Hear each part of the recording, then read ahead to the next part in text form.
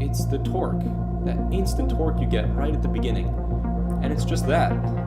It's enjoyable.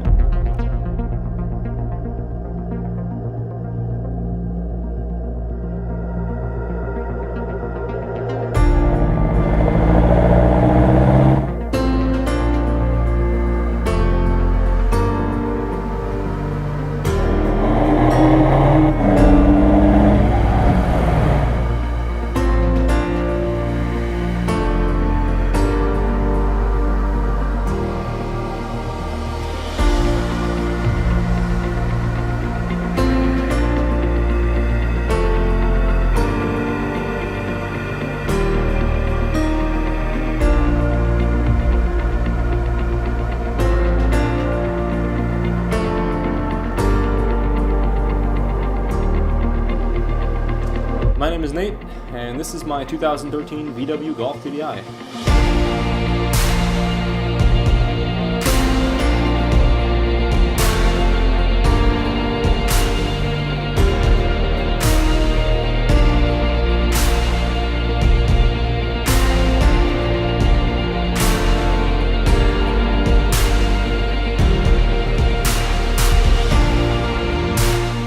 On my car, there isn't much to say about the exterior. It's pretty plain looking, apart from the 18-inch Bristol wheels from a Passat and the GTI diffuser and exhaust in the rear. It's pretty stock looking. Even kept the TDI badges.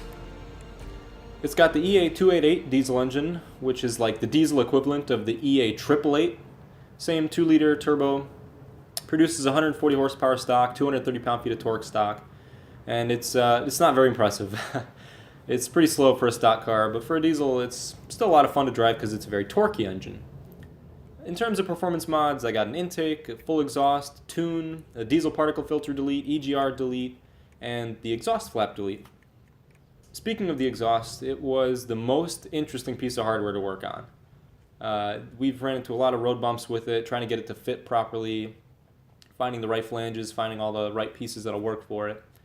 At first, I was shopping around for a downpipe, but companies like Kerma and Malone wanted way too much. They were looking for $1,000 just for a 7-inch, 8-inch piece of section straight pipe, and I was like, wow, I can just make this from a universal GTI pipe. And that's what I did. I went and I bought a universal GTI downpipe, cut the flange off of it, and I welded the GTI flange, the diesel flange to it, made everything fit, tack welded it, made sure nothing hit the frame, made sure nothing vibrated. And then when I was happy with it, I welded it all together and it came out pretty nicely. It's a 3-inch exhaust from the turbo down, and once it hits the resonator, it reduces down to a 2.5-inch, going out into a full straight pipe, 3.5-inch tips exit, and it sounds wonderful.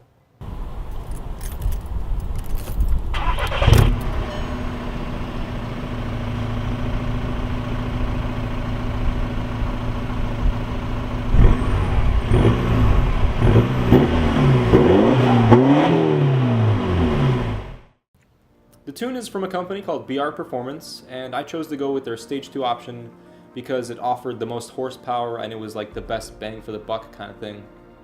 I was going to go Stage 1, but then I realized, wait a minute, I'm doing all these supporting mods, why don't I just go Stage 2? And it was totally worth it. Their Stage 2 offers 205 horsepower, 330 pound-feet of torque, and it definitely woke the car up. I wish all diesels came 205 horsepower out of the factory. They are amazing how quick this tune makes me.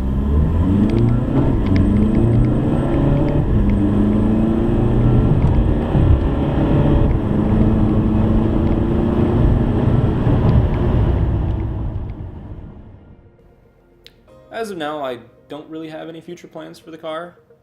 Maybe in the future, probably get the CR170 turbo, which is the step-up turbo. So think of like a KO3 and a KO4 on a GTI. The CR170 is like the KO4. And with that turbo, you can probably push 220. Maybe you can do 250 if you're willing to push your engine to its absolute limit. But right now, I'm looking for a bigger turbo, probably do 220. That's like a BR Performance Stage 3. What makes driving a diesel different is the fact that you have torque. All the diesel engines, stock, Stage 1, Stage 2, I've driven them all, and they all have maximum torque right at the beginning. So, you know, 1,500, let's say 1,800 RPM. You build max boost, which is about 26 PSI, max torque, and that max torque holds all the way through the entire rev band. So it's a different kind of fast. One of the cars I had was a MK6 Golf R, if you remember from the other video. And that thing was quick. It was super fast, stupid fast. 360 horsepower, almost 380 pound-feet of torque or whatever it was. But that car had turbo lag. And it wouldn't build full boost until maybe 3,800, 4,000 RPM. Where you feel nothing, nothing, nothing, and then zoom, power. It's like, whoa. Whereas the diesel, you start with all that power right off the bat, so it doesn't feel like you're going fast. And then you look down at the speedometer and like, whoa, whoa, whoa, I gotta slow down, you know, it's too fast. Top end is limited though, I will say that. With this tune, it feels as fast as a stock GTI, and for a diesel, that's pretty impressive. For it to go as fast as a stock GTI, and it doesn't consume. That's what really caught my eye, because I drive to Indiana a lot. For me, it's a 100-mile round trip, and if I had the Golf R, then I'd be wasting way too much fuel. It does about 35 city. I did a maximum of about 48 highway, which is super impressive for a car with this much horsepower. It still has the stock suspension, still has the stock brakes, so the ride is really comfortable. Although the 18-inch wheels do make it a little stiffer. For the winter, I might actually go back to the 17-inch wheels, because with the 17s, you're riding a much thicker sidewall, because you're running a 225 by 45, whereas what I'm running now is a 225 by 40, so that extra percentage gives you a nicer, much more comfortable ride. And it's very quiet too. That's one other thing. The diesels are insulated so well. It sounds so nice from the outside. It's just a different sound.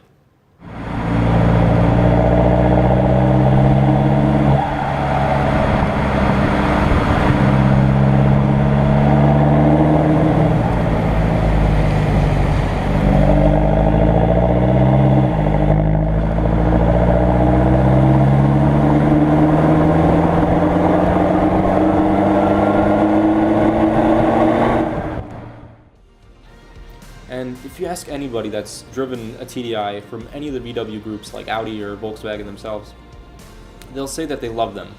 And I think I figured it out. It's the torque, that instant torque you get right at the beginning.